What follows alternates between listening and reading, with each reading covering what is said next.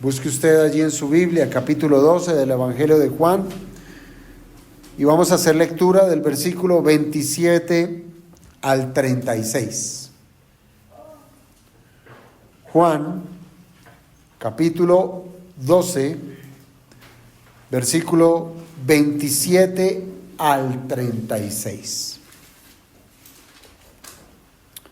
Dice la palabra del Señor: Ahora está turbada mi alma, ¿y qué diré? Padre, sálvame de esta hora. Mas para esto he llegado a esta hora. Padre, glorifica tu nombre. Entonces vino una voz del cielo: Lo he glorificado y lo glorificaré otra vez. Y la multitud que estaba allí y había oído la voz decía que había sido un trueno. Otros decían: un ángel le ha hablado. Respondió Jesús y dijo: No ha venido esta voz por causa mía, sino por causa de vosotros. Ahora es el juicio de este mundo. Ahora el príncipe de este mundo será echado fuera. Y yo, si fuere levantado de la tierra, a todos atraeré a mí mismo. Y decía esto dando a entender de qué muerte iba a morir. Le respondió la gente: Nosotros hemos oído de la ley que el Cristo permanece para siempre. ¿Cómo pues dices tú que es necesario que el Hijo del Hombre sea levantado? ¿Quién es este Hijo del Hombre? Entonces Jesús les dijo: Aún por un poco está la luz entre vosotros. Andad entre tanto que tenéis luz, para que no os sorprendan las tinieblas, porque el que anda en tinieblas no sabe a dónde va. Entre tanto que tenéis la luz, creed en la luz, para que seáis hijos de luz. Amado Señor, te damos las gracias nuevamente por tu palabra, por esta porción, la cual hoy nos regalas para poder meditar en ella. Oh Padre, que podamos comprender, Señor, cada uno de los términos que están consignados en esta porción que hemos leído. Que tu voluntad sea, amado Señor, poder distinguir la gloria tuya, la gloria del Hijo y la bendición que tú tienes para tu pueblo. Te pedimos esto, amado Señor, rogándote que tengas misericordia de cada uno de nosotros.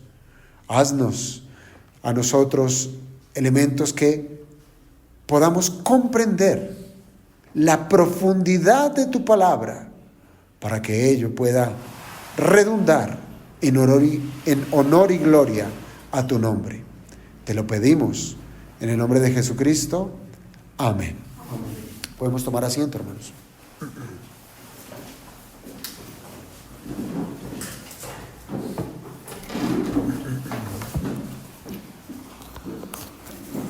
Bien.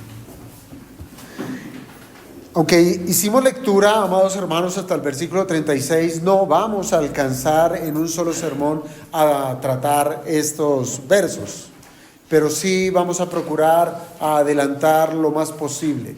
Pero lo que quiero es que desde este momento hagamos el ejercicio de presentarnos delante de la cruz.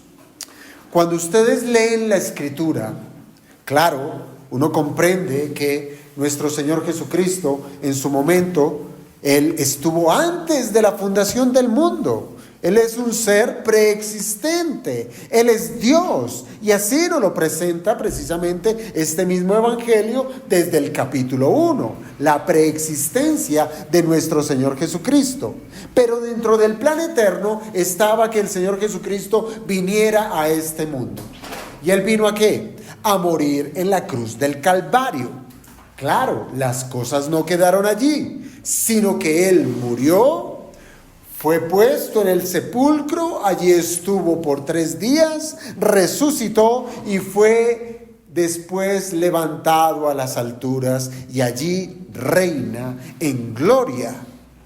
Pero cuando uno lee la Escritura, uno llega al mismo libro de Apocalipsis que se refiere al Señor Jesucristo como el Cordero, como ese Cordero que fue inmolado, como dándonos a entender que no debemos olvidar jamás, nunca lo que hizo Cristo en la cruz.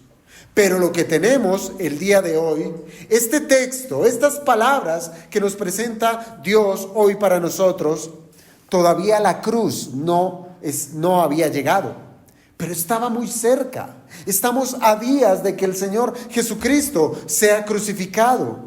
Y desde la semana pasada nos hemos dado cuenta que el camino de la cruz es el único camino y necesario para llegar a la gloria. Y recordábamos, por ejemplo, las palabras del apóstol Pablo cuando él decía que la palabra de la cruz es locura, ¿cierto? ¿Locura para quiénes? Para los que se pierden, pero para los que se salvan, ¿esto es qué? Poder de Dios. La locura de la palabra de la cruz. Esto que nos lleva a que debemos ponernos delante de la cruz de Cristo. Ahora, Juan ha comenzado a relatar precisamente los efectos de la cruz. ¿Cómo? Si el Señor todavía no ha subido a la cruz, si ni siquiera ha cargado la cruz en su hombro, pero ya se notan los efectos de la cruz de Cristo. De una manera tal que esa locura de la cual el apóstol Pablo estaba hablando no es otra cosa que la majestad de la sabiduría de Dios para atraer a salvación a todos los hombres por medio de su muerte, de la muerte del Hijo de Dios. Y aunque para nosotros la muerte del Señor no nos costó el más mínimo esfuerzo, pues su sacrificio voluntario no requirió ninguna contraprestación de parte nuestra. Hermanos, no es correcto que pasemos la página de la salvación sin considerar el alto costo que pagó nuestro Señor. Seguramente, si usted lo piensa, si yo hiciera la pregunta, ¿cuál es el costo de nuestra salvación? Yo pienso que de manera unánime todos hubiésemos dicho que el costo de nuestra salvación fue cada gota que el Señor Jesucristo derramó en la cruz, ¿verdad? Pero, ¿qué si yo les pregunto, qué pudiéramos decir de los días previos a la cruz? ¿Eso pudo haber sido cargado al costo de nuestra salvación? Hemos de decir sí. Para llegar a la gloria fue necesario cruzar la cruz de Cristo. Y para llegar a esa cruz fue necesario transitar un camino de mucho dolor. Y es por eso, amados hermanos, que necesitamos meditar en ese camino previo a llegar a la cruz. Piénselo de esta manera. Cuando nosotros hemos esperado ciertas fechas donde se pone en juego muchas cosas, por ejemplo, piense usted que en su calendario hay una fecha en su futuro inmediato de una entrevista de trabajo o una cita donde usted va a concretar algún tipo de negocio, o cuando, fíjese usted, cuando de pronto usted recibe una llamada inesperada, una llamada de urgencia para que nos presentemos en algún lugar, pues usted entra en un estado de conmoción porque ya quiere estar allí o porque no quiere estar allí. Piense que esa llamada sea de un hospital. Piense que esa llamada sea de una comisaría de policía. Necesitamos que usted esté aquí presente. Hermano, sea lo que sea, desde ese momento en que nosotros sabemos que la hora se acerca, nuestra alma comienza a agitarse. Y ahora piénselo de esta manera. ¿Usted ha considerado qué había en el corazón de nuestro Señor Jesucristo al saber que el tiempo de dar su vida ya había llegado? ¿Qué pudo pasar por su mente? ¿Qué estaba pasando en su corazón? Pues bien, este es el asunto que hoy nos presenta el apóstol Juan en estos versículos.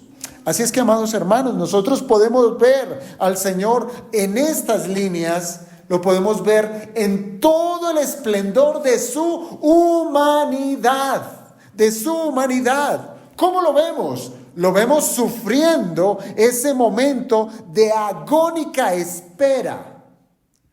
Sufrimiento que fue direccionado para glorificar al Padre. Es decir, convirtiendo ese dolor en un momento para darle la gloria a Dios. Pero ¿cómo puede ser esto? Esto solamente puede ocurrir. Hacer del sufrimiento un elemento de la gloria de Dios es cuando se obedece la voluntad del Padre. Donde el Señor Jesucristo en su acción, en su misión sustitutiva, vendría a salvar a los hombres venciendo el reino de Satanás. Ahora, aunque la cruz, piénsalo así, aún no estaba en las espaldas del Señor, sí podemos decir que la cruz estaba frente de su humanidad. Como ese asunto aún estaba por venir, la cruz, ¿qué pudiera estar ocurriendo en el corazón del Señor? ¿Huir? ¿Pensamientos de angustia? Padre, no quiero esa cruz, no quiero los clavos, no quiero tanto dolor. ¿Qué estaba padeciendo en ese momento el Señor? Y nos corresponde a nosotros, hermanos, ver precisamente esa escena agonizante y a la vez una escena de profunda convicción, la cual es acompañada del beneplácito del Padre y la revelación de la victoria que hay en Cristo en la cruz del Calvario. Hermanos, no es para nada un texto sencillo, es un texto sumamente complejo. Pero humildemente hemos de allegarnos a esta porción para poder ser fortalecidos en nuestra fe y poder extender esa esperanza de salvación a aquellos que serán vencidos por la atracción de nuestro Señor Jesucristo para que redunde en ellos en salvación. Así es que este pasaje, amados hermanos, nos ha de mostrar que no hay atajos. Eso es lo principal que yo quiero que usted se lleve hoy. No hay atajos y tampoco hay planes secundarios por si falla el primero. Hermanos, la misión de Cristo no podía ser cambiada por más temor que pudiera causar su muerte. No había manera de evadirlo. Y de la misma manera, no hay planes alternos para ser salvos, sino por la cruz de Cristo. Allí se iba a definir el destino de la humanidad. Allí en la cruz se iba a definir el destino de este mundo. Y allí en esa cruz se iba a definir el destino del príncipe que gobierna este mundo. Por eso lo primero que quiero que acotemos es esa situación de sufrimiento que nos presenta la Escritura en el versículo 27. Mire la confesión que está haciendo aquí el Señor Jesucristo. Ahora está turbada mi alma. ¿Y qué diré? Padre, sálvame de esta hora, mas para esto he llegado a esta hora. Sálvame de esta hora, está diciendo el Señor. ¿Qué significan estas palabras del Señor Jesucristo? Si usted lo piensa, cuando el Señor ha tomado la naturaleza humana, nosotros hemos de entender que Él es igual a todos nosotros.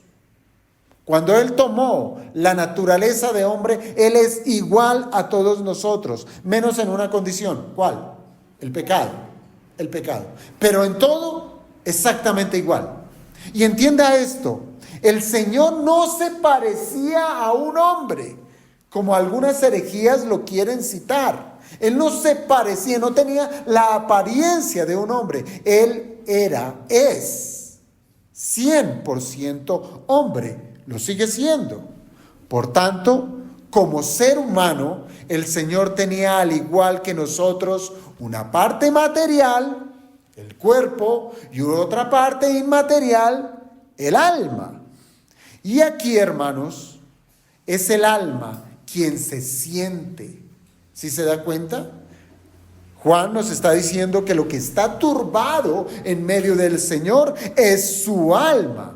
Ahora, claro, su cuerpo más adelante experimentaría el sufrimiento en pocos días, pero indistintamente, hermanos, ya sea que los sufrimientos sean del alma o que los sufrimientos sean del cuerpo, siempre vamos a estar hablando de que se trata del sufrimiento de una misma persona. ¿De quién? De nuestro Señor Jesucristo. Así es que no pudiéramos rebajar, no, es un sufrimiento del alma. No, es el sufrimiento de Cristo. No, es el sufrimiento del cuerpo. No, es el sufrimiento de Cristo. Así es que, amados hermanos, ya que Juan se refiere al alma, nos deja saber que hay un dolor en el interior del Señor. En el interior del Señor, en su corazón. Y recuerde que el alma es el asiento de la mente, la voluntad y las emociones. Y todo esto estaba en una compleja situación en medio del Señor Jesucristo. Y es en ese justo momento, óigase bien, es allí, no después, sino en ese ahora del verso 27, que el Señor declara que su alma está turbada. ¿Qué es eso de estar turbado? Bueno, esto se define con palabras como estar agitado, estar compungido, estar, óigame bien, espantado, aterrorizado. Así estaba el Señor Jesucristo y lo hace saber. Ahora está turbada mi alma. En otras palabras, en su interior se está librando una verdadera batalla. Batalla donde los pensamientos, sus pensamientos, se estaban clavando en asuntos que verdaderamente atormentan. Ay, hermanos, y yo creo que con ello podemos saber qué era lo que verdaderamente le estaba sucediendo al Señor. ¿Cuántas veces nosotros hemos tenido que pasar por situaciones difíciles, muy difíciles? Y aunque éstas se salgan de las manos, allí están, dando vueltas una vez y otra vez, esos pensamientos en nuestra cabeza que nos atormentan. ¿Y por qué? ¿Y cómo? ¿Cómo fue que llegué a esto? ¿Por qué pasó esto? ¿Ahora cómo lo resuelvo? No lo puedo resolver. Y allí está, mortificando. Y así estaba el Señor, pensando en lo que estaba por venir. Había dolor ya en su alma. Estaba pensando en cada uno de los asuntos que Él vino a resolver en este mundo. Pero yo pregunto, ¿qué pudo quitarle la tranquilidad al Señor? Y esto es importante, esta pregunta. ¿Será el sufrimiento de la cruz? Piensa en esto. El Señor no solamente cargaría el peso de una cruz, lo hizo, cargó el peso de la cruz. No solo el Señor Jesucristo sufriría los clavos en sus manos y en sus pies, claro que los llevó. No solamente las espinas de una corona tallaron su frente. Y no solamente, hermanos, una lanza atravesaría su costado. Y claro, todo esto es un asunto brutal, ¿verdad? Es algo que aterroriza saber que todo eso le puede esperar, que está a días a que esto suceda. Esto atormenta a cualquiera. Cualquiera de nosotros que estuviéramos en una condición de esas, nuestros pensamientos estarían abocados a eso. ¿Cómo será? ¿Y cuándo será? Y ya está cerca. ¿Y ahora qué? ¿Cómo hago? Temor. Pero hermanos, aunque todo eso lo cargó Cristo, el Señor llevaría un peso mayor. Había una carga mayor que se estaba poniendo sobre su persona. ¿Cuál era esa carga? El pecado del mundo.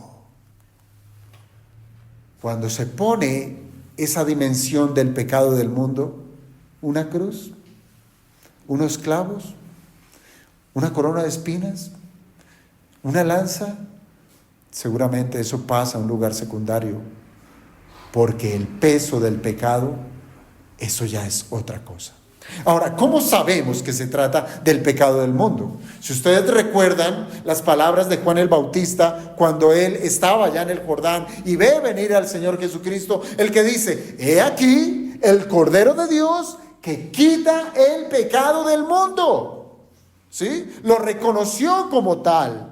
El Cordero de Dios. Y en su momento estuvimos aprendiendo que Juan no estaba viendo la ternura de ese pequeño animalito, sino estaba viendo la desgracia de ese animal inocente que iba a ser cortado en pedazos, pasados por fuego, antes de haber sido drenada su sangre. El Cordero de Dios, que iba a sufrir. ¿Para qué? Para quitar el pecado del mundo. Y óigase bien, para poder quitar el pecado, el Señor debía cargarlo primero. Y es allí donde esto cobra un matiz completamente diferente. Piénselo, sus pecados. Es más, nosotros somos tan necios y tan débiles que nosotros olvidamos muchos de nuestros pecados, muchas de nuestras faltas, y aun cuando el Señor nos hace sentir su peso, nos avergonzamos, ¿verdad? ¡Qué dolor! Claro, cuando uno ha sido salvo, que uno siente el peso del pecado, uno se avergüenza, uno se entume de decir: Señor, otra vez lo dije, otra vez lo hice, otra vez dejé de hacer, etcétera, etcétera. Pero el Señor no solamente tenía los pecados de uno, ni de dos, ni de tres, sino de ese pueblo que el Padre le dio para que lo redimiera.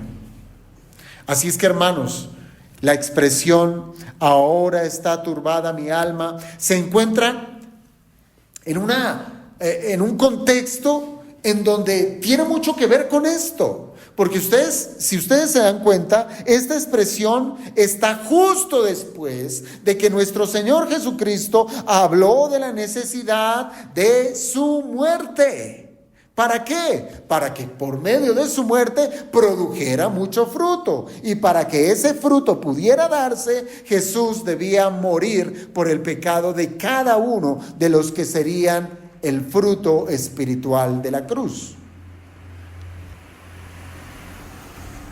Usted puede imaginar cómo el hombre más santo, el hombre más santo, el único santo, puede imaginar que el único santo tuviera que cargar con los pecados de otros. ¿Con los pecados de otros? Él nunca pecó. Él nunca le falló al Padre. Toda la voluntad Él la hizo al pie de la letra. Él amó al Padre, obedeciendo fielmente a cada uno de los estatutos del Padre. Pero ahora el Señor estaba cargando con la inmundicia de otros. En el interior del Señor, sí, hubo un dolor muy grande. Un dolor al horrorizarse de nuestros pecados. Allí es donde se asienta la turbación de su alma. Es allí donde nosotros nos avergonzamos. Piénselo de esta manera, amados hermanos. Eso es como meter las manos, por no usar un ejemplo más cruento, en el lodo. Una persona limpia de manos, pura en vestidura, y meterse en el fango más horrible y asqueroso para rescatarlos a ustedes y a mí, el santo untado de nuestros pecados. Eso es de horror para su alma. Él, cada vez que el peso del pecado iba siendo puesto por el Padre sobre él, porque era el sustituto de los hombres, el Hijo decía: ¡qué horror! ¡Cuánto pecado! ¡Cuánta inmundicia! Piénselo así: cada infracción de la ley, todas esas malas palabras nuestras, todas esas palabras groseras, todas esas mentiras y hasta nuestros más ruines pensamientos tuvieron que pasar por la mente de Cristo. ¿Lo puede usted imaginar? Sus pecados en la mente de Cristo, sus pecados siendo soportados en su cuerpo. Qué vergüenza para nosotros, ¿verdad? Pero qué dolor para el corazón puro y santo del Señor Jesucristo. Ese es la turbación de su alma.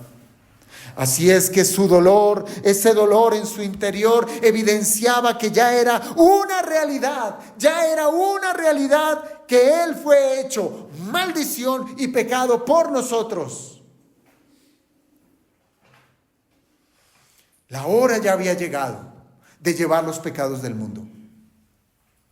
Y como sustituto perfecto, Él debía sufrir todo el peso del pecado. El Señor debía estar al tanto de todas nuestras deudas. Y todo lo cargó Él. ¿Para qué? Para después de cargar con los pecados de los hombres, llevar a sufrir en su propio cuerpo las consecuencias de ese pecado. Y ni siquiera fueron los clavos, ni siquiera fue la cruz, sino la consecuencia del pecado de los hombres fue ser desamparado por el Padre. Así es que, amados hermanos, cuando usted piense en este Cristo que encontramos en los evangelios, anunciando las buenas nuevas, llamando al arrepentimiento, oh hermano, si usted ya ha alcanzado la salvación, piense que el Señor le conoció a usted de punta a punta y soportó todos sus males, todos los llevó. Pero queda otra pregunta. El Señor, en medio del peso que le producía el pecado de los hombres, yo pregunto, ¿buscó huir de ese dolor, incluso de su deber? Miren la posición en la cual se encuentra el Señor. Ahora está turbada mi alma. ¿Y qué diré? Padre, sálvame de esta hora. Pudiéramos considerar que se trata de una oración que está haciendo la segunda persona de la Trinidad encarnada, rogándole al Padre: sálvame de esto, no lo quiero llevar. ¿Estaría buscando huir de su deber? Hermano, no le quepa la menor duda que para nosotros nos puede atormentar saber que hemos de experimentar algún tipo de dolor, sea de aspecto físico o emocional. Sí, eso nos va a causar una tortura en medio de nosotros, que incluso nos haría huir. ¿No es así la condición nuestra? ¿No es así que nosotros huimos de las dificultades, huimos de los problemas, buscamos la manera de cómo zafarnos de ciertas cosas que traen dolor a nuestra vida? Así somos nosotros, buscamos huir. Pero ¿sería el mismo caso de nuestro Señor, que en su humanidad tuvo miedo y buscó escapar de semejante responsabilidad? Él es Dios. Él pudo haber dicho: yo no voy a cargar el pecado de nadie. Yo no voy a manchar mi pureza, no voy a manchar mi santidad. Piense, por ejemplo, si el caso hubiese sido que el Señor estuviera turbado por causa del dolor físico. ¿Cómo sería si el Señor estuviera diciendo, mi alma está turbada por el sufrimiento físico que voy a experimentar? Pero ya les demostré que no era eso, o pudo haber sido eso más el peso del pecado de los hombres, pero pensemos que haya sido el caso del dolor físico. Yo pregunto, ¿cómo quedaría la reputación de nuestro Señor Jesucristo al lado de tantos mártires que dieron su vida bajo crueles sufrimientos y ellos no rehuyeron a su suerte? ¿Cómo quedaría la reputación del Señor? ¡Ay! Hombres naturales sí afrontaron el sufrimiento físico y yo no. J.C. Ryle, él llegó a decir, abro comillas, muchos mártires y hasta paganos fanáticos de la India han soportado el dolor físico durante semanas sin queja ni lamento.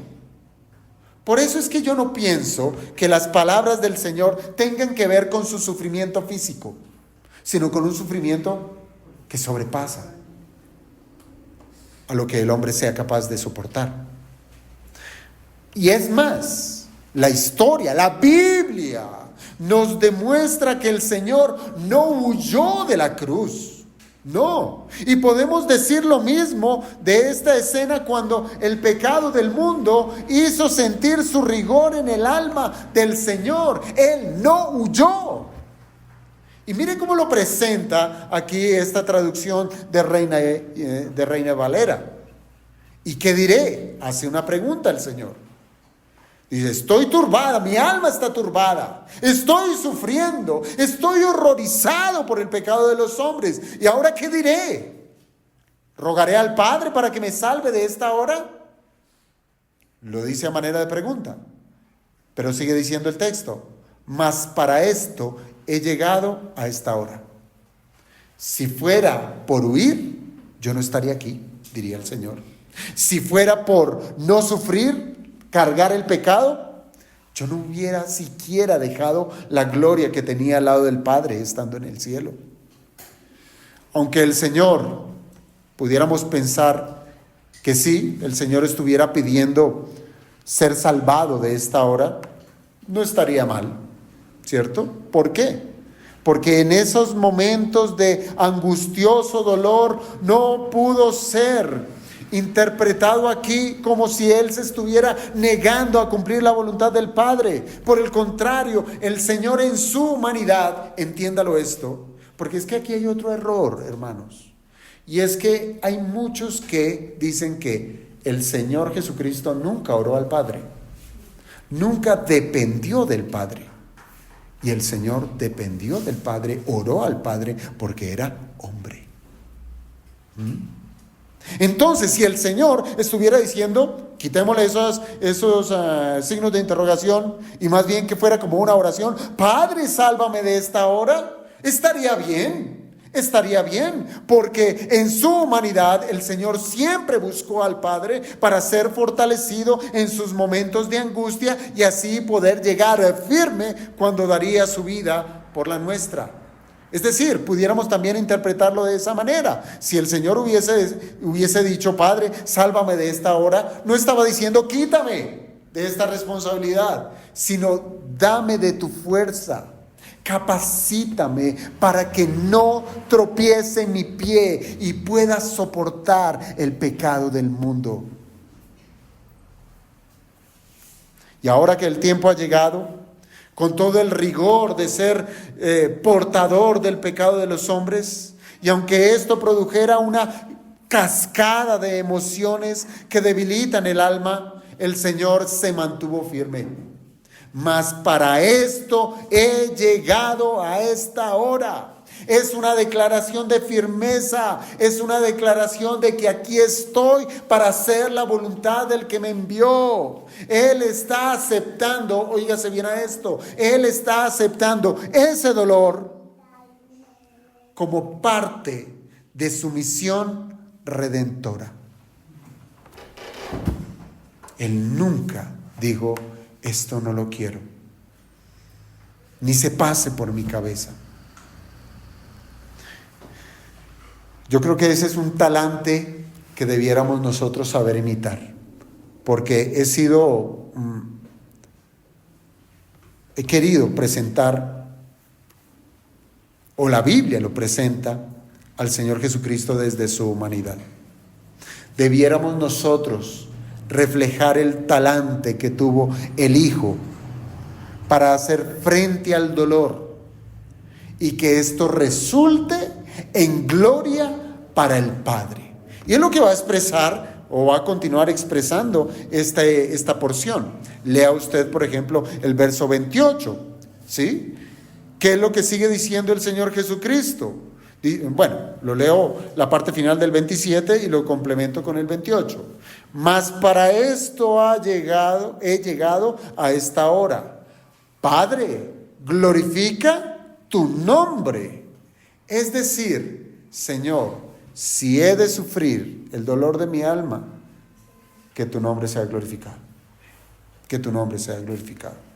Y continúa diciendo el verso 28. Entonces vino una voz del cielo. Lo he glorificado y lo glorificaré otra vez. Así es que aquí lo que tenemos es la gloria de Cristo. Es la gloria del Padre. Piénselo. En medio de nuestras tribulaciones, téngalo por seguro que nuestras oraciones estarán dirigidas con las palabras: Señor, en medio de este dolor, en medio de este problema, en medio de esta dificultad, en medio de la tristeza, en medio de la enfermedad, en medio de la muerte, cualquiera que sea la tribulación, cualquiera que sea la turbación de nuestra alma, téngalo por seguro que nuestras oraciones estarían dirigidas con las palabras: sálvame de esta hora. Señor, sálvame, no quiero sufrir, no quiero pasar por este dolor. Sé tú, amado Dios, ayudándome en este tiempo. Pero para el Señor Jesucristo, aunque en su humanidad necesitó de la asistencia del Padre para llevar a cabo su misión, en este momento Cristo, donde nuestros pecados comenzaron a ser imputados en su santa persona, el Señor levanta una oración al Padre. ¿Y cuál es? Que tu nombre sea glorificado. Tremendo, ¿no? Que tu nombre sea glorificado. ¿Qué significa esto, amados hermanos? Y quizás ya en otros contextos lo hemos tratado. ¿Qué es eso de que tu nombre sea glorificado? Cuando la Biblia habla del nombre de Dios, está hablando de Dios mismo. Dios mismo. Porque Dios se ha revelado en su nombre. Entonces, cuando usamos el nombre de Dios, estamos hablando de la persona de Dios mismo. Por eso hay un mandamiento, ¿sí? Que no debemos usar su santo nombre en vano, porque estamos hablando de Dios mismo. Ahora, ¿qué significa que el nombre, o sea, que Dios sea glorificado? La gloria de Dios es lo que Dios vale. Es el valor que Dios tiene, la cual es manifiesta, o cómo nosotros podemos reconocer el valor de Dios. Es lo mismo cuando en nuestro ejemplo natural, es cuando nosotros le damos valor a las cosas, valores económicos, valores emocionales, sentimentales, etcétera, porque los tenemos en alta estima, ¿sí? ¿Y cómo nosotros podemos darle el valor a Dios o darle la gloria a Dios? Bueno, necesitamos conocerle primeramente para poder ver su valor, su brillo, su esplendor. Y esto el Señor mismo lo permite cuando Él evidencia o muestra o expresa su poder y sus perfecciones. Cuando el Señor actúa, podemos decir: wow, maravilloso es Dios. Y lo primero que Él hizo fue la creación. Y nos maravillamos con la creación y le damos gloria a Dios. Eres bueno y generoso. Eres un ser sumamente sabio e inteligente, que de la nada hiciste todo lo que podemos ver. Y allí glorificamos a Dios. Lo glorificamos en sus perfecciones, cuando el Señor por medio de su obrar nos expresa su amor, nos expresa su justicia, etc. Allí podemos conocer a Dios y maravillarnos de este Dios. Es allí por medio de las expresiones de su poder y de sus perfecciones donde nosotros nos maravillamos de la grandeza de nuestro Dios, de sus portentos, en la creación tan majestuosa y obviamente en cada uno de sus atributos: omnisciencia, omnipresencia, omnipotencia, eternidad, inmutabilidad, santidad, justicia, amor, misericordia, etcétera, ira. Allí vemos, conocemos a Dios y le glorificamos. Y es allí donde nosotros podemos decir, como lo decía David: tuya es, oh Jehová, la magnificencia y el poder, la gloria, la victoria y el honor. Parece que David sí conocía a Dios y reconocía todos estos aspectos, porque todas las cosas que están en los cielos y en la tierra son tuyas.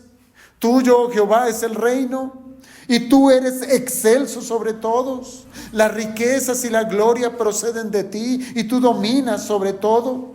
En tu mano está la fuerza y el poder, y en tu mano el hacer grande y el dar poder a todos. Ahora pues, Dios nuestro, nosotros alabamos y loamos tu glorioso nombre.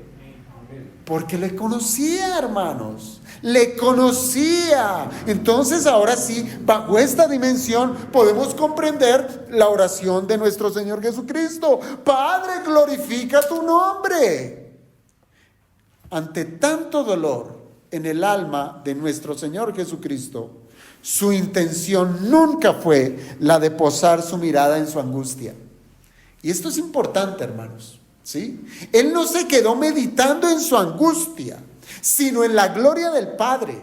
Claro, como ser humano se turbó, dolor, el pesar, la aflicción, el pecado del mundo, pero eso no, en la balanza que puso el Señor, su dolor en el alma, había algo que pesaba más: la gloria del Padre.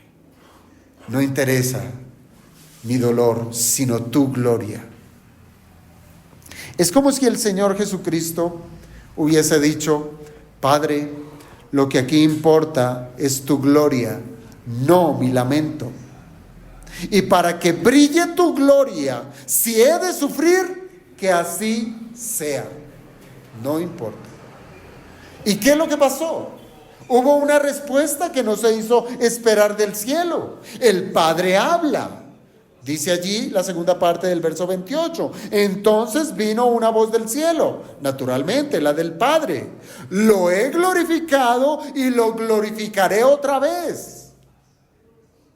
Es decir, si es por mostrar lo que yo valgo, yo ya lo he hecho y lo voy a volver a hacer. Claro, esto tiene varias interpretaciones. Si uno piensa desde la misma creación, el Señor ha hecho mostrar su gloria. Las palabras que nos mostraba el rey David, ¿sí? Todas las cosas son tuyas, los cielos, la tierra, etcétera, ¿sí? Pero aquí, dentro del contexto que nos está presentando el Evangelio de Juan, tiene que ver es con la persona de nuestro Señor Jesucristo. Estas palabras que vienen del cielo, las palabras del Padre, son la tercera vez que se oye esa voz. Es la tercera vez que la voz del Padre irrumpe los cielos para glorificarse en su Hijo. ¿Cuándo fue la primera vez? La primera vez fue en el bautismo del Señor Jesucristo. ¿Sí? He aquí. ¿Qué decía? He aquí mi Hijo amado. He aquí mi Hijo amado, en quien tengo complacencia. Y eso es importantísimo. Tengo complacencia, estoy feliz, ¿sí? Donde realmente estoy tranquilo que lo que mi Hijo amado va a hacer es tal cual lo que yo he mandado. Primera vez. Segunda vez, ¿cuándo fue? En la transfiguración, ¿se acuerdan?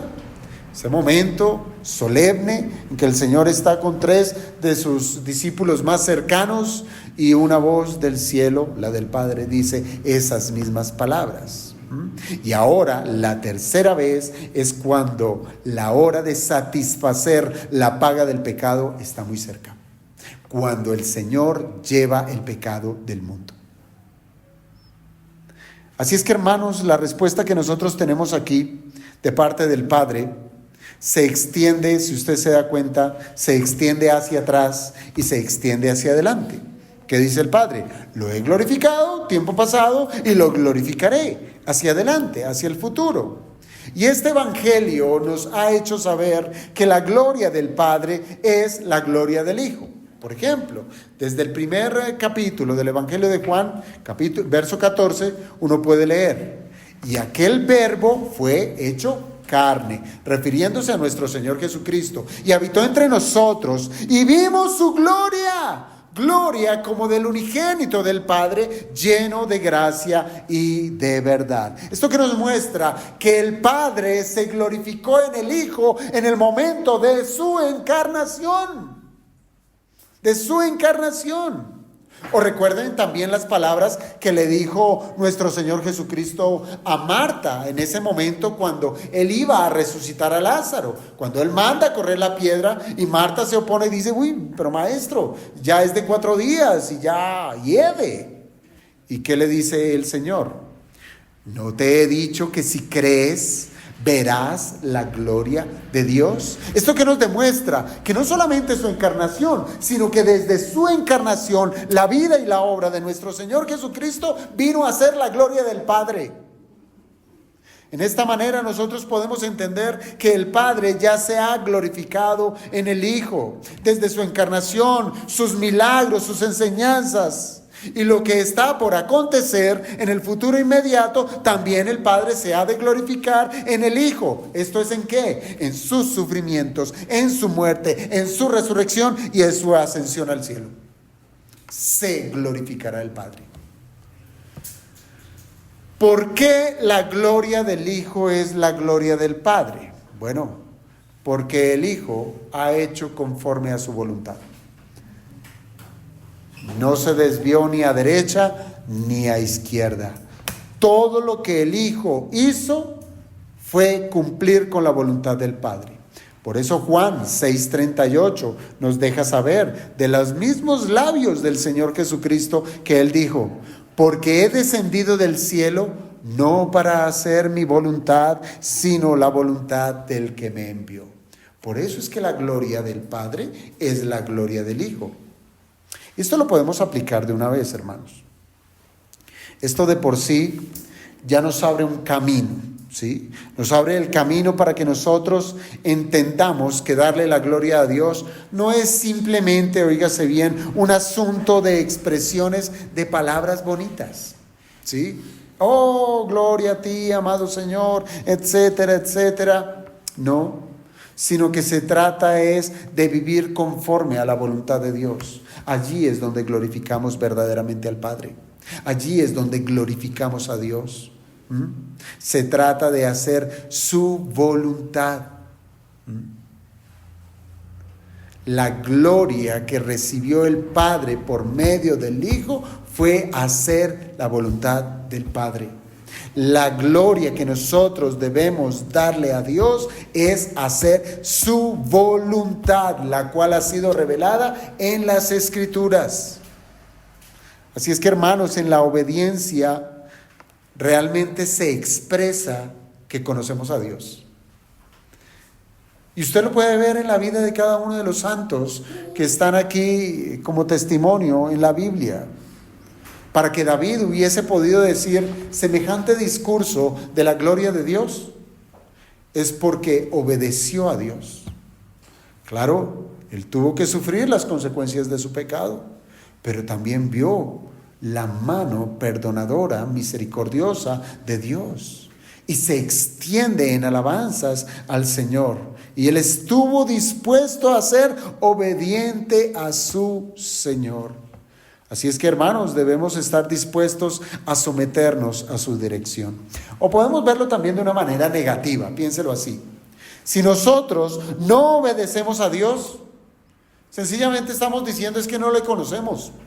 no conocemos a Dios y no hemos experimentado su poder en nuestras vidas, lo que nos hace ser apáticos e irresponsables con lo que Dios manda. Sencillamente es eso. La desobediencia es una marca de una apatía con las cosas de Dios. No te conozco, no te valoro. Mientras que valorar a Dios es decir, ¿qué quieres? Y yo lo hago. Muy bien. Por eso es tan importante, hermanos, ser expuestos a la revelación de Dios. Y es así como continúa precisamente la porción de nuestro texto, que nos direcciona precisamente a que los hombres deben conocer la voz de Dios. Todos debemos conocer la voz de Dios. Y fíjense cómo lo presenta aquí los versículos 29 al 30. Los presenta así, naturalmente, dice allí el verso 29, y la multitud que estaba allí. Había mucha gente que se encontraba en ese lugar. Escucharon la voz de Dios, pero le dieron una interpretación conforme a lo que ellos entendieron. ¿Sí? ¿Y qué es lo que hace el Señor Jesucristo? Se acerca a los hombres como hombre y les explica lo que Dios el Padre quiere. Esto es hermoso. Estos versículos entonces resaltan dos cosas. Dios ha hablado y la gente no entiende. ¿No le parece muy cercano a nosotros? Dios habla y la gente no entiende. Pasa. Pero también este pasaje nos muestra, esta última porción nos muestra que Cristo es quien revela a Dios y lo que hace es aclarar la voluntad del Padre para que nosotros los hombres podamos entender. Y esa es la función del Hijo como profeta. Esa voz que se escuchó en el cielo no fue tan clara para la gente, ¿cierto? Los que estaban allí no escucharon palabras como lo he glorificado y lo glorificaré otra vez. Ellos no escucharon eso, ellos escucharon otra cosa. No se daban cuenta que lo que se dijo allí es que el Padre estaba autenticando al Hijo como su verdadero Mesías. Pero ¿por qué esos hombres no supieron comprender las palabras del Padre? ¿Por qué? O llévelo a su experiencia personal. ¿Pero por qué yo no entiendo lo que Dios me dice? ¿Por qué yo no le obedezco? Pareciera que no entiendo, no lo entiendo, no comprendo. ¿Por qué estos hombres no supieron entender las palabras del Padre? Bueno, pueden haber dos respuestas. La primera de ellas es que pudo ser que se trató que Dios mismo quiso ocultar su revelación para que fuera el Hijo quien la diera a conocer, ¿sí? Y esa ha sido la voluntad del Padre, que para conocer al Padre sea por medio del Hijo, ¿sí? Pudo ser eso, pero también hemos de recordar que la comprensión de las cosas espirituales solamente puede ser por medio de la intervención del Espíritu de Dios. O sea, por un lado tenemos la voluntad del Padre, oculto, revelado solo por Cristo. Y en segundo lugar, tenemos es que la persona no puede entender lo espiritual si el Espíritu no es quien le ilumina su entendimiento. Así es que, hermanos, si estos hombres no comprendieron la voz de Dios es porque no tenían la luz del Espíritu, es decir, estaban muertos espiritualmente, evidenciando que sus corazones aún permanecían tan duros como la piedra. Y esto se puede comprobar con los versículos 37 en adelante, pues los judíos, allí nos dice la Escritura, que ellos permanecieron en incredulidad. Y eso pasa, hermanos. La palabra puede ser predicada, pero no haya lugar en el corazón de los hombres porque no pueden discernir lo espiritual. Y para esta multitud que estaba allí presente, la voz de Dios les resultó en dos cosas. Pareciera que ese mismo grupo de personas se dividió rápidamente como en dos partes. Unos entendieron una cosa y otros entendieron otra. Unos entendieron que se trataba de un ruido, de un trueno, pero para otros les pareció que era un ángel que le estaba hablando a el Señor Jesucristo. ¿Por qué esas diferencias en respuestas? Si todos están muertos. Y decir, pues la verdad no entendí nada. ¿Sí? ¿Usted qué entendió? No, nada, un ruido. Y un ruido fuerte. Pero hubo una diferencia en las respuestas. Y estas diferencias en sus respuestas es porque quizás lo que nos quiere mostrar el texto es que los que escucharon, allí se trataba de una audiencia mixta. Es decir, habían judíos y habían gentiles. Y ya el texto nos lo ha mostrado. Estamos en una fiesta, la fiesta de la Pascua, obviamente judíos por todo lado, pero también este texto nos había mostrado que habían griegos, prosélitos que venían de otros lugares de la tierra. Entonces sí, había una audiencia mixta, mientras que los judíos creían en ángeles, en seres invisibles. Por el otro lado tenemos a los gentiles que sin ese tipo de teología, ellos asimilaron ese sonido de la voz de Dios como la potencia de un trueno. Así fue. Y yo creo que este evento, de este ruido que escucharon ellos, nos recuerda muy bien a lo que sucedió cuando Moisés fue llamado al monte Sinaí para recibir de Dios su voluntad. ¿Se acuerdan? Mientras que Moisés escuchaba la voz de Dios, ¿cierto? Él la escuchaba. ¿Qué ocurría con el pueblo? Nos dice la Escritura que todo el pueblo que estaba allí observando, escuchaba, era un estruendo. Era un estruendo lo que escuchaba, y veían relámpagos y sonidos de bocina, y el monte humeaba, y viéndolo todo el pueblo tenían miedo. Pero no entendieron lo que Dios decía, no lo entendían. Y dentro de la confusión entonces que tiene aquí estos que escucharon, que estaban delante del Señor Jesucristo, dentro de la confusión que había en esa multitud, el Señor humildemente, con paciencia, viene y les aclara lo que Dios ha hablado. El Señor trae claridad. Y aún lo sigue haciendo, que en medio de las tinieblas de los hombres, la luz de Cristo revela la verdad de Dios. Y Él lo sigue haciendo, y lo seguirá haciendo hasta que Él venga.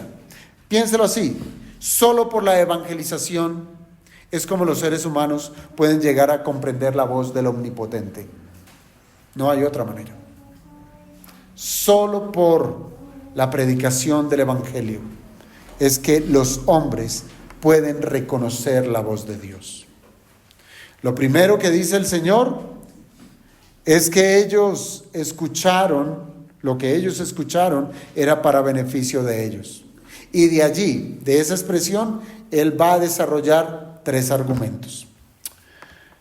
¿Qué dice el Señor? No ha venido esta voz por causa mía, sino por causa de vosotros. Claro. Un grupo dijo, es un ángel que le está hablando, ¿sí? Y allí el Señor dice, no piensen que esto es para mi beneficio, aunque yo he expuesto que mi alma está turbada, la voz que ustedes han escuchado no ha sido por mi causa, no ha sido para mi beneficio, sino para el de ustedes. Y esto es que la gloria del Padre se manifiesta en la gloria del Hijo, en su sufrimiento, redundando en el favor de los hombres. Esto es hermoso. Todo lo que Dios hace y lo que quiere de los hombres tiene que ver para su gloria, y eso lo sabemos. Todo lo que Él redunda en hacer es para su gloria, y lo que le demanda al hombre es para que sea para su gloria. Pero esto tiene unas derivaciones de gracia donde los seres humanos son beneficiados. Claro, el Señor está hablando de la gloria del Padre, de su gloria, de su obra, etcétera, pero allí vemos la mano de gracia que el Señor extiende para todos los hombres. El propósito, hermanos, de esta voz que se escucha desde el cielo, debemos entenderlo como un acto milagroso. Y como lo ha presentado Juan en todo el Evangelio, los milagros son señales. Y esas señales que indican que Cristo es el enviado del Padre. Por tanto, esa voz del cielo tiene que apuntar directamente al corazón de los hombres a que atiendan a Jesucristo, que Él es el enviado de Dios. Es una señal que apunta a su propia gloria y es un beneficio que ahora se va a extender a las criaturas. Piénselo así: la turbación del alma del Señor, que ya sabemos que se trata de la imputación del pecado de los hombres sobre su persona, ahora va a ser explicado bajo 3 declaraciones que se cumplen y se cumplirán perfectamente. ¿Cuáles son esas 3 declaraciones? 1, el mundo será enjuiciado. Es necesaria la turbación de su alma, es necesaria la imputación del pecado para que el mundo sea enjuiciado. En segundo lugar, Satanás será derrotado. Y en tercer lugar, Cristo atraerá para salvación a los suyos desde la cruz. Así es que, amados hermanos, veamos el sufrimiento del alma de Cristo como una bendición para nosotros. Esto hace que tanto dolor que sufrió el Señor, experimentó Él en su corazón, va a rendir un fruto abundante. En otras palabras, el sufrimiento del Señor no fue en vano. No fue en vano. ¿Qué es lo primero que va a suceder con el sufrimiento del Señor? Que ahora el juicio de este mundo, ahora es el juicio de este mundo. Y mire cómo son el juego de palabras. Este pasaje comienza diciendo, ahora está turbada mi alma. Eso ocurre en el ahora. Mi alma está turbada, pero en ese mismo momento, ahora es el juicio de este mundo. Y así lo va a decir de las otras maneras. Ahora el príncipe del mundo será echado fuera. Pero veamos este primer argumento. Ahora es el juicio de este mundo. Es una corta declaración, sí, pero no es otra cosa que un decreto. Es un decreto donde el juicio de Dios va a hacer una cosa: distinguir a 2 grupos. ¿Cuáles? Los que creen y los que no creen. Juicio. Esto es juicio. Y hablar de juicio hemos de entenderlo como una sentencia o un fallo judicial, en donde el juez dictamina esto es lo que va a ocurrir. ¿Y qué es lo que va a suceder en ese momento? ¿O qué está sucediendo en ese momento? Bueno, que el pecado de los hombres van a ser castigados. Van a ser castigados sobre la persona del Señor Jesucristo. Ahora, yo pregunto, ¿de todos los hombres? No, no de todos los hombres. ¿Por qué? Porque el Señor murió solamente por aquellos que el Padre le dio, por su pueblo. Ahora bien, los que no creen en Cristo como Señor y Salvador ya están condenados. Pero su condenación ahora se va a hacer expresa cuando el Hijo del Hombre sea levantado en esa cruz. Porque si usted, y pasaremos por allá, y es que cuando Cristo es levantado en la cruz, solamente los que creen en Él serán salvos. Pero muchos de los que estaban allí vieron la cruz como un acto fallido del Señor Jesucristo. Y allí, su Mesías, lo crucificaron.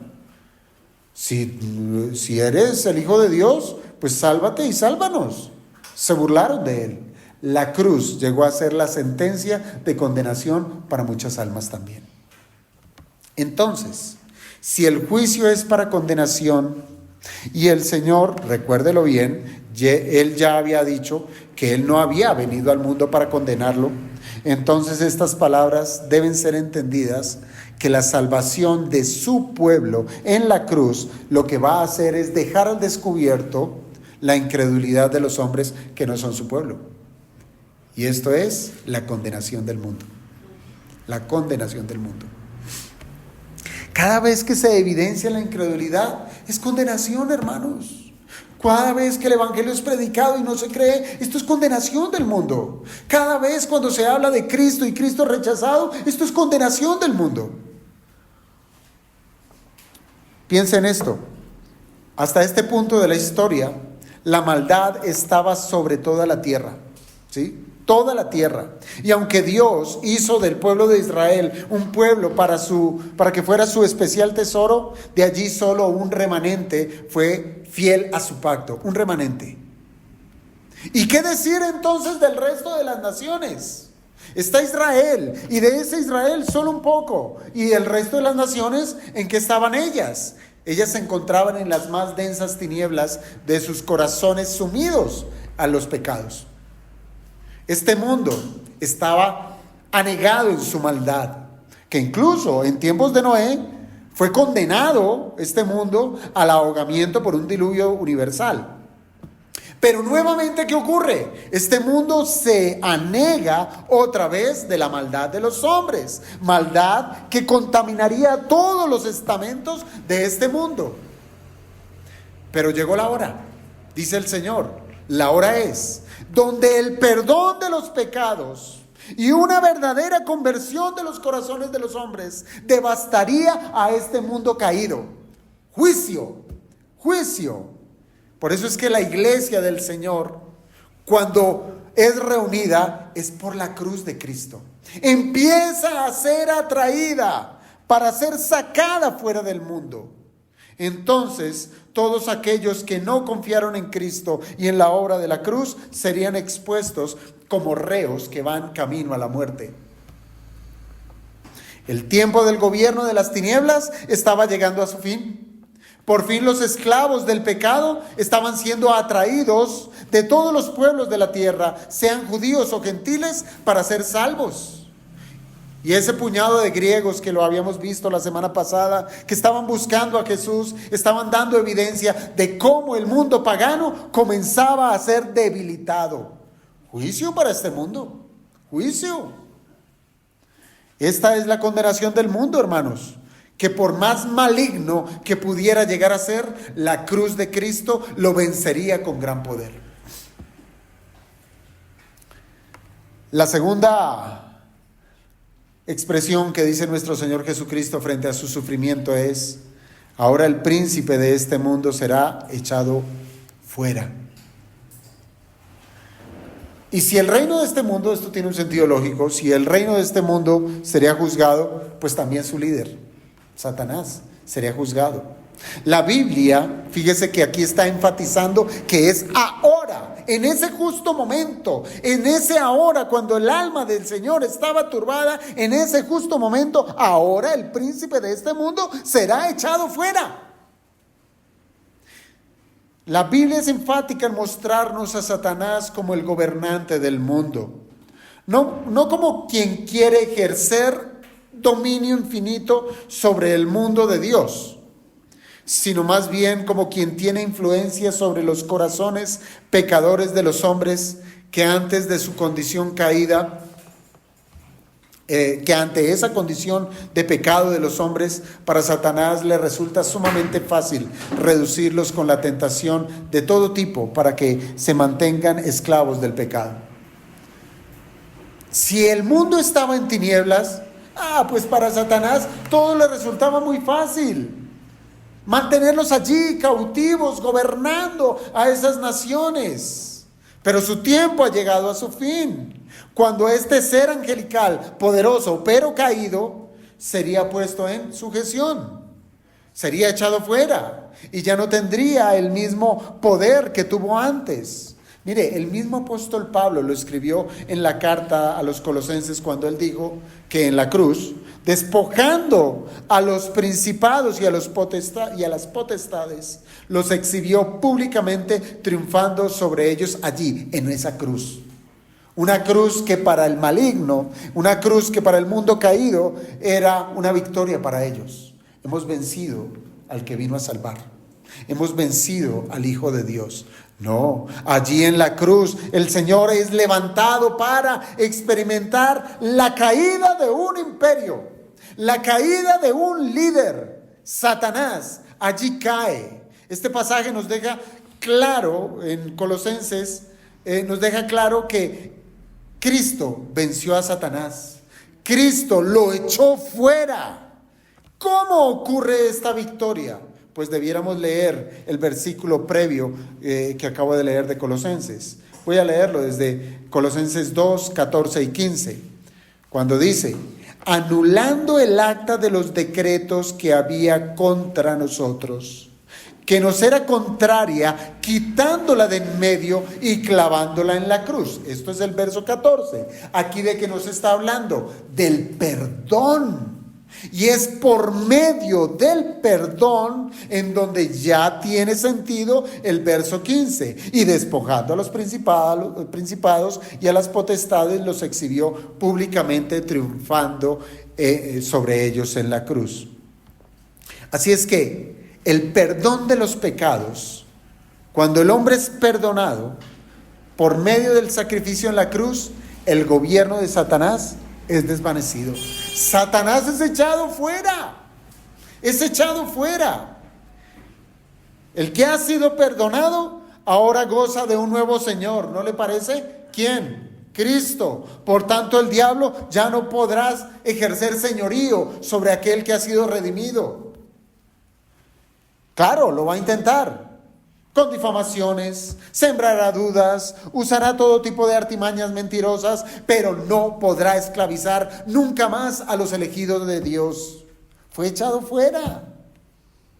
El diablo ha sido atado, ¿verdad? Y el reino de Jesucristo ha penetrado las murallas del reino de las tinieblas y le ha despojado de las almas que tenía cautivas, o pudiéramos decirlo de esta manera: ahora es tiempo cuando el príncipe de este mundo recibe un golpe mortal en su cabeza. Las palabras del Génesis, ¿verdad? En donde el príncipe de este mundo sería depuesto de su trono, donde doblegaba a todas las almas de los hombres. El evangelio ha atravesado las murallas del enemigo, ha cruzado por las barreras de los judíos, ha cruzado las barreras del mundo gentil, ha entrado al mundo de las tinieblas y ha arrancado a estos que estaban esclavos en las manos y en las cadenas de Satanás. Ahora son libres en Jesucristo. Y esa guerra aún sigue avanzando. El reino de Cristo sigue prosperando. ¿Por qué? Porque Satanás fue echado fuera. Fue echado fuera. Y por eso la tercera declaración del verso 32 nos dice: y yo, si fuere levantado de la tierra, a todos atraeré a mí mismo. Hermanos, esta declaración hace mención de cómo es que el reino de Satanás, este mundo y su gobierno son despojados del poder que tenían. Mientras que antes el diablo y sus demonios cultivaban con iniquidad la tierra, al punto de llegar a someter a los hombres con posesiones demoníacas, ahora la cruz de Cristo revierte ese poder y les arrebata sus posesiones. Cuando vino Cristo, Él empezó a quitarle esas almas a Satanás. Los que estaban poseídos, los liberaba de esos demonios y los hacía suyos, los hacía sus siervos, los hacía hijos de Dios. Estaba arrebatando las posesiones del diablo. Y Cristo desde la cruz comenzó a llamar a esos elegidos, a esos que andaban en cadenas de pecado, y los liberta llevando por ellos la culpa de sus pecados, para pagar por ellos, donde dio su vida como sacrificio expiatorio delante de Dios el Padre. Hermanos, tan perfecto fue este sacrificio que no fue despreciado por aquel que fue afrentado por la maldad de los hombres. Fue necesario que el Señor Jesucristo llevara toda la maldad del pueblo elegido por Dios para que el Padre tuviera satisfacción del sacrificio. Él pagó por todos los pecados de todo el pueblo que el Padre le dio. ¿Recuerdan que el Señor dice, todo lo que el Padre me da, yo no lo echo fuera? Ninguno de ellos se perderá, por cada uno de ellos he de morir y lo resucitaré en el día postrero. Pues helo aquí. Era necesario este camino previo a la cruz, llevando el pecado de estos hombres, y el Señor, el Padre, sería gratificado con semejante obra. Y esto hace que la muerte de un inocente, de un ser sin mancha y sin culpa, redundó en justicia, donde el Padre queda satisfecho, y esa justicia es derramada sobre todos aquellos que creyeron en Jesús, que les perdonaría sus pecados. Y día tras día, hermanos, cuando el Evangelio de la cruz es predicado, muchas almas siguen siendo rescatadas de ese reino tiránico para vencer a Satanás, venciendo a Satanás. ¿Qué pudiéramos decir, amados hermanos, si en esto no me extiendo? Solamente debiéramos meditar que era necesario, más que necesario, que nuestro Cristo fuera verdaderamente hombre. Él tenía que sufrir lo que el peso del pecado produce: horror, terror, algo horrible. Es como lo decía el escritor a los Hebreos, por lo cual debía ser en todo semejante a sus hermanos, para venir a ser misericordioso y fiel sumo sacerdote en lo que a Dios se refiere, para expiar los pecados del pueblo. ¿Cómo nuestro Salvador podía ser misericordioso si no experimentara el dolor del pecado? Él tuvo que experimentarlo en su alma, lo horrendo que es el pecado, para poder derramar misericordia. Ahora, la humanidad de Cristo, hermanos, nos enseña que si nuestros sufrimientos glorifican a Dios, no debiéramos huir de ellos. Claro, si esos sufrimientos son por causa del nombre de Cristo. Bien dijo el Señor: bienaventurados sois cuando en mi nombre ustedes son perseguidos, cuando en mi nombre ustedes son burlados, cuando son vituperados. Bienaventurados sois. Así es que no debiéramos huir del sufrimiento que hay cuando fielmente llevamos la palabra de Cristo, cuando fielmente obedecemos al Señor. El mundo se levantará y dirá: cristiano loco, cristiano perdedor, cristiano que no disfruta de las bondades de este mundo. Y nosotros, con una mirada de victoria, diremos: esto lo hacemos para la gloria y honra de quien nos salvó. Porque a vosotros, dijo Pablo a los filipenses, porque a vosotros os es concedido a causa de Cristo, no solo que creáis en Él, sino también que padezcáis por Él. Hemos de recibir lo bueno y no hemos de recibir lo que nos lleva a tener eso que es bueno. Hermanos, recuerde, para llegar a la gloria, el camino de la cruz es. Ahora, como creyentes, debemos vivir como aquellos que disfrutan un reino de victoria. Debemos vivir en victoria. Por tanto, las desgracias de este mundo caído no debieran atribularnos, pues este mundo ya ha sido juzgado. Entonces no nos gocemos en las cosas de este mundo. Juicio hay sobre este mundo. No debiéramos gozarnos en ello. Y por último lugar, y si aún hay quien es todavía esclavo de Satanás, aún vive en ese reino de tinieblas, donde evidencia su constante manera de pecar, le hace claro que usted es hijo del diablo y no de Dios. Pues mi amigo, venga hoy al Salvador. Él ha expuesto que el Padre se glorificará en su Hijo cuando todos vengan a Él reconociéndole como aquel que perdona pecados. Él aún sigue atrayendo a los hombres hacia la cruz. Y la locura de la palabra de la cruz salvará a muchos, pero también condenará a otro tanto también.